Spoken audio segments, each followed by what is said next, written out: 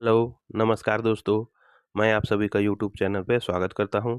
दोस्तों, आज हम लोग जिस शेयर के बारे में जानकारी लेना चाह रहे हैं, उस शेयर का सबसे पहले हम लोग इक्विटी कैपिटल देखेंगे, फिर रिजर्व देखेंगे, उसके बाद में बोरोइंग देखेंगे। तो चलिए दोस्तों, हम लोग स्क्रीन पे चलते हैं।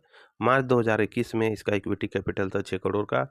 वहाँ से बढ़कर मार्च 2022 में 12 करोड़ का इसका इक्विटी कैपिटल हो गया और मार्च 2023 में भी 12 करोड़ का इसका इक्विटी कैपिटल था। वहीं रिजर्व की बात किया जाए तो रिजर्व पे इसका मार्च 2021 में 12 करोड़ का इसका रिजर्व था और मार्च 2022 में 10 करोड़ का इसका रिजर्व था और मार्च 2023 की बात किया जाए तो 18 करोड़ का इसका रिजर्व है। वहीं बोरोइंग की बात किया जाए तो मार्च 2021 में 17 करोड़ का बोरोइंग था और मार्च 2022 में 18 करोड़ का इसका बोरोइंग था और अभी मार्च 2023 की बात किया जाए तो 26 करोड़ का इसका बोरोइंग है। तो मार्च 2023 में 18 करोड़ का रिजर्व है और बोरोइंग 26 करोड़ का। तो बोरोइंग थोड़ा सा ज़्यादा है दोस्तों। चलिए, डरने घबराने का कोई बात नहीं है। अब हम लोग आ गए दोस्तों प्रॉफिट एंड लॉस में। यहाँ सेल्स देखेंगे और नेट प्रॉफिट देखेंगे। तो मार्च 2021 में इसका सेल्स था 169 करोड़ का इसका सेल्स था। मार्च 2022 में 232 करोड़ का इसका सेल्स था और मार्च 2023 में 359 करोड़ का इसका सेल्स था और मार्च 2024 में देखिएगा तो 459 करोड़ का इसका सेल्स था। वहीं इसका अगर नेट प्रॉफिट की बात किया जाए तो नेट प्रॉफिट इसका था मार्च 2021 में 2 करोड़ का इसका नेट प्रॉफिट था। वहाँ से बढ़कर मार्च 2022 में 200 सीधे 4 करोड़ का इसका नेट प्रॉफिट हो गया और मार्च 2023 में 7 करोड़ का इसका नेट प्रॉफिट हो गया और मार्च 2024 में देखिएगा तो 12 करोड़ का इसका नेट प्रॉफिट हो गया और करंट में देखिएगा तो 13 करोड़ का इसका नेट प्रॉफिट है। तो कंटिन्यू इसका नेट प्रॉफिट साल दर साल बढ़ते ही जा रहा है दोस्तों। यहाँ पर ही बहुत बढ़िया हम लोग को प्लस पॉइंट मिल गया। अब चलिए आगे का प्रोसेस हम लोग देखते हैं। अब इसमें कौन कौन से इन्वेस्टर इन्वेस्ट किए हुए हैं। तो हम लोग आ गए हैं दोस्तों शेयर होल्डिंग पैटर्न्स में। हम लोग ज़्यादा पीछे नहीं जाएंगे लेकिन दिसंबर 2023 से देखेंगे। दिसंबर 2023 में प्रमोटर्स का होल्डिंग है 60% और मार्च 2024 में 55.38% का होल्डिंग है और जून 2024 में 55.38% का होल्डिंग है। लेकिन सितंबर 2024 में 55 से देखिए कैसे अपना ही शेयर को बाय करके 57.04% का होल्डिंग कर लिया। 55 से 2% अपना होल्डिंग को बढ़ा लिया।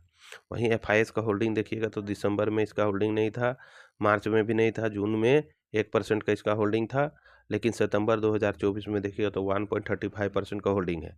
वहीं पब्लिक का होल्डिंग देखिएगा तो दिसंबर 2023 में 40.02% का होल्डिंग है। फिर वहां से मार्च 2024 में 44.62% का होल्डिंग है और जून 2024 में 43.62% का होल्डिंग है और सितंबर 2024 में 41.62% का होल्डिंग है। तो चलिए दोस्तों, सारा कुछ हम लोग ने देखिए। अच्छा खासा होल्डिंग है प्रमोटर्स का, एफआईएस का भी कम बेसी ठीक ठाक ही होल्डिंग है। अब चलिए आगे का प्रोसेस हम लोग देखते हैं। इसमें डीआईएस तो नहीं है। आगे का प्रोसेस हम लोग देखते हैं कि क्या नाम है, कितना पे ट्रेड कर रहा है, वगैरह वगैरह सब जानने के लिए हम लोग स्क्रीन पे चलते हैं। तो दोस्तों, जिसके शेयर का भी हम लोग देखें equity capital reserve borrowing sales net profit और शेयर होल्डिंग पैटर्न्स देखें, उस शेयर का नाम है दोस्तों DC Infotech and Communication Limited. फिर से एक बार बोल रहे हैं, ध्यान से सुन लीजिए। डीसी इंस्फोटिक एंड कम्युनिकेशन लिमिटेड, जिसको शॉर्ट में डीसीआई भी कहते हैं, जिसका करंट मार्केट प्राइस है 375 रुपया। ये 4 नवंबर 2:56 का समय दिखा रहा है और बीच पे आप लोग को एक दिन का चार्ट दिख रहा होगा दोस्तों। पहले ये ऊपर था, वोलेटाइल होते हुए या नीचे आया, फिर एक बार बढ़ने का कोशिश किया लेकिन फिर बढ़ने नहीं पाया और फिर डाउन होकर एक रेंज पे ट्रेड करा है। अब परसेंटेज की बात किया जाए तो 0.63% का पॉजिटिव रिटर्न है। वहीं 5 दिन का चार्ट देखिएगा तो इस प्रकार से था, पहले ही ऊपर था, फिर धीरे धीरे नीचे आया और ये कंटिन्यू धीरे धीरे करके ऊपर चढ़ता ही गया और एक समय बहुत ऊपर चला, फिर डाउन हुआ, फिर ऊपर गया, फिर नीचे आया, फिर थोड़ा सा बढ़ने की कोशिश करा।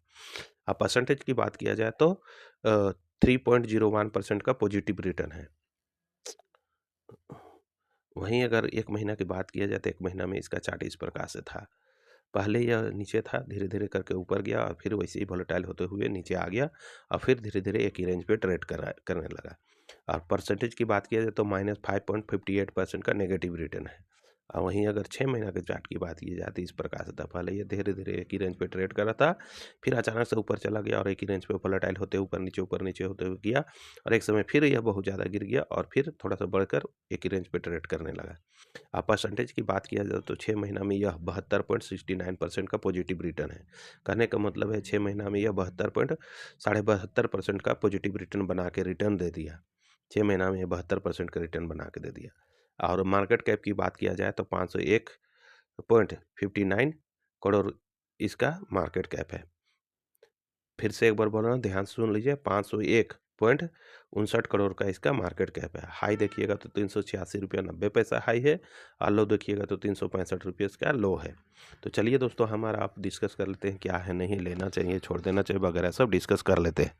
तो ये जो कंपनी है DCI infotech and Communication limited, जिसको शॉर्ट में DCI भी बोलते हैं दोस्तों, जिसका करंट मार्केट प्राइस है 375 रुपया, और ये 4 नवंबर 2:58 का समय दिखा रहा है। ठीक है दोस्तों, तो चलिए हम और आप इसके विषय में डिस्कस कर लेते हैं। ये जो कंपनी है, इसका इक्विटी कैपिटल कंटिन्यू बढ़ रहा है, जब भी बढ़ते जा रहा है, लेकिन रिजर्व के साथ में इसका बोरोइंग भी धीरे धीरे बढ़ने जा रहा है। तो बोरोइंग देख के डरने घबराने की बात नहीं है, कंपनी कंटिन्यू बढ़ रहा है, सेल्स इसका कंटिन्यू बढ़ रहा है, और नेट प्रॉफिट भी कंटिन्यू साल दर साल बढ़ते ही जा रहा है। तो जब चाहे तब अपना बोरोइंग को यह चुका सकता है, लेकिन कंपनी को थोड़ा स्पेंड करना रहता है, विस्तार करना रहता है, इसके कारण से वह अपना कर्जा पे थोड़ा ध्यान नहीं देता है। तो आने वाले समय में यह अपना कर्जा को उतार के आगे प्रोसेस कर सकता है। तो इसलिए डरने घबराने की बात नहीं है। चलिए आगे का प्रोसेस हम लोग देखते हैं। तो ये जो कंपनी है, आप लोग चाहे तो इसको जब भी गिरावट मिले तो थोड़ी थोड़ी मात्रा में बाय करके होल्ड कर सकते हैं। लेकिन मैं कहना चाहूँगा, बाय करके होल्ड करने से पहले मैं कहना चाहूँगा कि आप अपने से इसे रिसर्च कर ले, ठोक बजा के देख ले, सारा कुछ कर ले, उसके बाद में ही बाय कीजिएगा। अन्यथा कल होके अगर यह गिर जाएगा तो कहिएगा फलाने का यूट्यूब देखे और यह फलाना से खरीदे और मेरा लॉस हो गया। तो ऐसा नहीं होना चाहिए दोस्तों। इसलिए लेने से पहले आप इसे बढ़िया से ठोक बजा के देख ले, सारा रिसर्च कर ले, सारा निचोड़ निकाल ले। जब आपको यह जचता है और आपको कॉन्फिडेंस आता है, तभी जाके बाय कीजिए। वैसा करने से आपको फाइनेंशियल लॉस नहीं होगा। अन्यथा दोस्तों, यह शेयर मार्केट है, कभी भी ऊपर चला जाता है और कभी भी नीचे चला आता है। तो ऐसा करने से आपका फाइनेंशियल लॉस नहीं होगा। इसलिए आपसे रिक्वेस्ट है कि जब भी बाय करने से पहले अपने से रिसर्च कर ले और ठोक बजा के देख ले। दोस्तों, कहने का मतलब यह है कि हम लोग जो भी वीडियो बना के आप लोग के सामने पेश करते हैं, केवल नॉलेजेबल पर्पस से यह वीडियो बनाया जाता है। उसके बाद में आपका काम है कि इसके रिसर्च कर ले, बाय करने से पहले रिसर्च कर ले, ठोक बजा के देख ले, तभी जाके बाय कीजिएगा। तो ठीक है दोस्तों, पैसा आपका है, अंतिम डिसीजन भी आप ही का होगा। आप चाहे तो बाय कर सकते हैं, चाहे तो छोड़ भी सकते हैं, जैसा मन करे वैसा करे कीजिएगा। तो दोस्तों, सारा कुछ मैंने इस वीडियो में रख दिया, इस शेयर के बारे में, इस कंपनी के बारे में सारा कुछ, जितना मुझे नॉलेज था, जितना मुझे जानकारी था, जितना मैं रिसर्च कर पाया, सारा कुछ मैंने इस वीडियो में रख दिया हूँ। आप भी अपने से इसे रिसर्च कर ले, ठोक बजा के देख ले, उसके बाद में ही इसको लेने के विषय में सोच सकते हैं। तो बस इतना ही कहकर मैं इस वीडियो का अंत करता हूँ। जाने से पहले सभी दोस्तों से कहना चाहूँगा कि अगर यह वीडियो आपको नॉलेजेबल लगा या फिर शिक्षा के उद्देश्य से बढ़िया लगा, तो इस वीडियो को लाइक, शेयर एंड सब्सक्राइब कर दीजिएगा दोस्तों, क्योंकि वीडियो बनाने में बहुत ही मेहनत लगता है और बहुत ही ज़्यादा रिसर्च लगता है। इसलिए आपसे रिक्वेस्ट है कि वीडियो को लाइक, शेयर एंड सब्सक्राइब कर दीजिएगा। बस इतना ही कहकर मैं इस वीडियो का अंत करता हूँ। धन्यवाद दोस्तों। जय हिंद।